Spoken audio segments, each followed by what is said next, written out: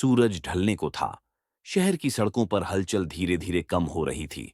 एक business suit में सजा धजा अमन वर्मा, जो एक बड़ी कंपनी का मालिक था, होटल से निकलकर सड़क पर आया। उसकी महंगी गाड़ी कुछ दूरी पर फंसी हुई थी, इसलिए उसने पहली बार रिक्शे में बैठने का फैसला किया।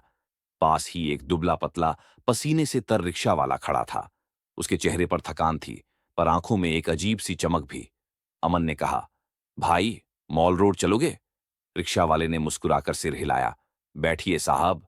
सड़कें संकरी थीं, ट्रैफिक धीमा था, पर रिक्शा वाला पूरे समर्पण से पैडल मारता रहा। रास्ते में अमन ने गौर किया कि उसके पैर फटे चप्पलों में थे और शर्ट पर कई जगह पैबंद लगे थे। फिर भी उसकी चाल में कोई शिकायत नहीं थी। उसने बात शुरू की, कितने बच्चे हैं? 3 साहब। 2 स्कूल में हैं, एक छोटा है अभी। बीवी भी बीमार रहती है, पर भगवान की दया है, सब ठीक चल रहा है। करीब 25 मिनट में रिक्शा मॉल रोड पहुंचा। अमन ने जेब से 100 रुपये का नोट निकाला और उसकी तरफ बढ़ा दिया। रिक्शा वाले ने कहा, साहब, किराया 99 रुपये होता है, 1 रुपया वापस लीजिए। अमन चौंक गया। अरे भाई, 1 रुपया ही तो है, रख लो। रिक्शा वाले ने सिर झुकाते हुए कहा, साहब, जितना मेहनत का हक है उतना ही लूंगा। अगर जरूरत है तो मदद ले लूंगा, पर बिना हक के पैसा नहीं ले सकता। ईमानदारी ही मेरे बच्चों की सबसे बड़ी दौलत है। अमन कुछ पल चुप रह गया।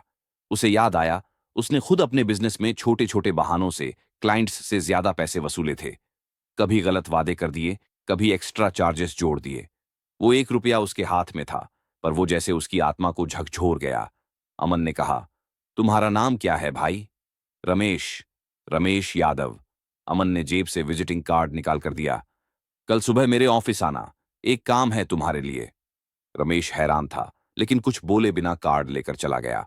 अगले दिन रमेश अमन के ऑफिस पहुंचा। अमन ने उसे रिसेप्शन से सीधे अपने केबिन में बुलाया। रमेश, मैं तुम्हें अपनी कंपनी के लॉजिस्टिक्स डिपार्टमेंट में नौकरी देना चाहता हूं। ईमानदार लोगों की बहुत जरूरत है हमें। रमेश की आंखों में आंसू आ गए। वो कुछ बोल नहीं पाया, बस हाथ जोड़ लिए।